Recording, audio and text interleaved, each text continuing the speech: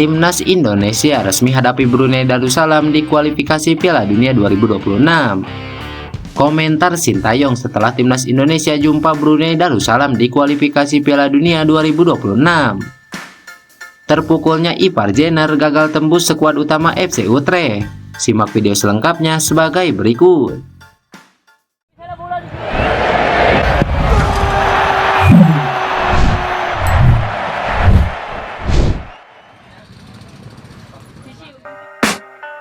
I can hear the demons call when they do what they do, and now I feel like taking off, find a place with a view. The pain is never gonna stop if it... Brunei Darussalam akan menjadi lawan pertama tim nasional Indonesia di babak awal kualifikasi Piala Dunia 2026. Kualifikasi ini akan menggunakan format kandang dan tandang dan akan digelar pada 12 serta 17 Oktober mendatang. Dilansir dari laman resmi PSSI, kepastian itu didapat setelah dilakukan undian di kantor Konfederasi Sepak Bola Asia. Skuad Indonesia akan bertindak sebagai tuan rumah terlebih dahulu pada 12 Oktober. Setelah itu, timnas Indonesia akan melawat ke markas Brunei Darussalam pada 17 Oktober. Tim Garuda harus menjalani babak pertama kualifikasi Piala Dunia 2026 karena menduduki posisi ke-28 FIFA level Asia. Sesuai regulasi, tim-tim peringkat ke-27 sampai 46 level Asia harus menjalani fase tersebut.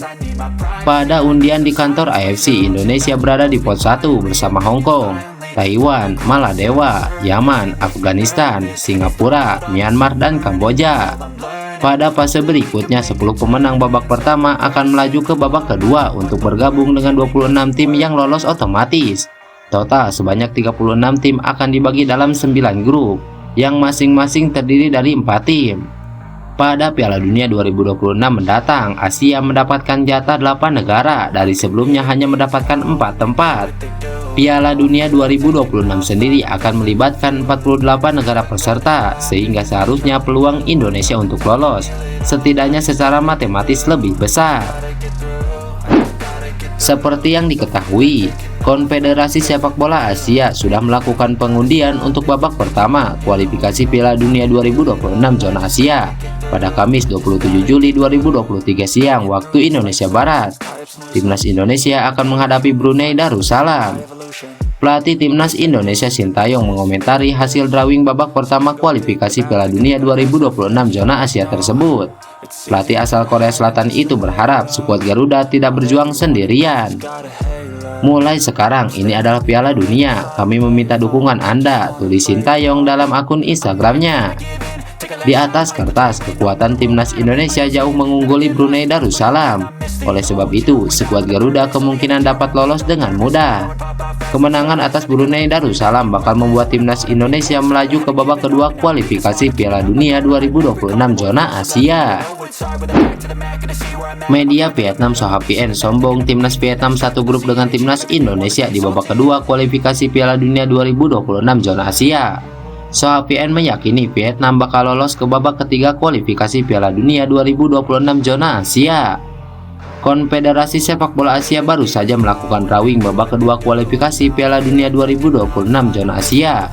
Hasilnya, Vietnam tergabung di grup F bersama Irak, Filipina, dan pemenang laga timnas Indonesia kontra Brunei Darussalam. Jika Indonesia menang agregat atas Brunei Darussalam, timnas Indonesia akan lolos ke babak kedua dan tergabung di grup F kualifikasi Piala Dunia 2026 zona Asia bersama Irak, Vietnam, dan Filipina. Dalam pandangan Soha, grup F masuk kategori mudah bagi timnas Vietnam, sebab Soha menilai hanya Irak yang berpotensi memberikan kesulitan bagi Vietnam. Sementara itu, dua tim Asia Tenggara lain yakni Filipina dan timnas Indonesia diprediksi SoHVN bakal rontok di tangan Vietnam asuhan Philip Rosser. Tolak ukurnya adalah rekor pertemuan Vietnam kontra Filipina dan timnas Indonesia. Bertemu dua tim Asia Tenggara, timnas Vietnam berpeluang lolos ke babak selanjutnya. Head to head dengan Vietnam, Indonesia, dan Filipina masih menang Vietnam, tulis SoHVN dalam judul artikel yang mereka buat. Hanya saja SoHVN lupa kalau timnas Vietnam tak lagi ditangani Pak Hang-seo, sosok pelatih yang merupakan momok juru taktik timnas Indonesia Sintayong. Menarik menanti aksi timnas Indonesia saat dipertemukan dengan tim-tim tersebut di kualifikasi Piala Dunia 2026 zona Asia. Pelatih Timnas Indonesia Indra Sapri angkat bicara mengenai hasil undian Asian Games 2022. Ia menyebut tidak ada lawan yang mudah pada ajang tersebut. Indonesia tergabung bersama Korea Utara, Kirgistan, dan Sinas Taipei di grup E berdasar drawing yang dilakukan di Hangzhou, Cina. Sebanyak 23 negara yang mengikuti acara dibagi ke dalam 6 grup yang masing-masing berisi 4 negara. Pengecualian terjadi bagi grup D yang memiliki 3 tim. Sebelum undian, Indonesia masuk pot 2 bersama Bangladesh, Arab Saudi, Suriah, Palestina, dan Bahrain. Bismillah, saya melihat tidak ada grup yang mudah, tetapi kita optimis dan semakin semangat dalam menghadapi Asian Games nanti. Kita akan semakin intens mengidentifikasi dan mengamati pemain-pemain yang sedang berkompetisi di liga, dan tentunya komunikasi dengan pelatih-pelatih klub untuk mendapatkan informasi tentang pemain yang main di klub-klub masing-masing, ungkap Indra Sapri. Cabur sepak bola di Asian Games 2022 berlangsung pada 19 September sampai 7 Oktober 2023. Sebanyak 8 venue terpilih untuk menggelar rangkaian pertandingan tersebut. Kabar sedih datang dari gelandang Timnas Indonesia Ipar Jenner. Ia gagal lolos masuk skuad utama FC Utrecht. Hal tersebut dapat dipastikan setelah dirinya tak terlihat dalam sesi foto tim FC Utrecht untuk Eredivisie 2023-2024. Menurut informasi yang diperoleh, Ipar Jenner terpukul atas situasi tersebut. Padahal dirinya sudah memberikan performa yang maksimal ketika menjalani pramusim bersama FC Utrecht. Bahkan dia sempat menyumbangkan assist ketika beruji coba. Meski gagal masuk skuad utama FC Utrecht, pemain Timnas Indonesia tersebut masih bermain di Jong Utrecht di Liga 2 Belanda.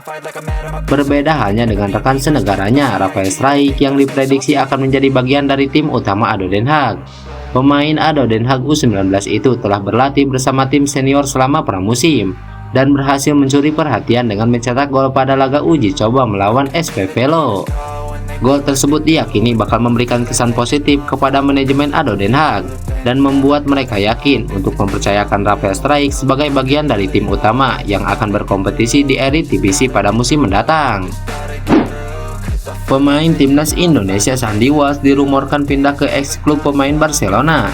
Ia bahkan ditawar seharga 700.000 euro atau setara 11 miliar. Klub asal Azerbaijan Sabah FK menurut laporan Football News dikabarkan berminat untuk bisa mendapatkan pemain Timnas Indonesia tersebut.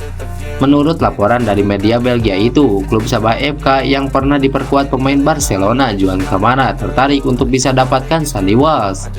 Kontrak Sandy Walsh di KP Mechelen tersisa 2 tahun lagi. Harga pasaran pemain berusia 28 tahun itu mencapai 2 juta euro. Dengan nilai pasar sebesar itu, KP Mechelen dikabarkan akan mau melepas pemain naturalisasi Indonesia itu jika Sabah FK memberikan tawaran lebih tinggi. Sandy Walsh telah bermain di Liga Belgia hampir sepanjang karirnya. Dia telah bermain untuk KRC Genk, Zulte Waregem, dan sekarang KP Mechelen. Lantas bagaimana menurut kalian? Tulis pendapat kalian di kolom komentar dan salam olahraga. This society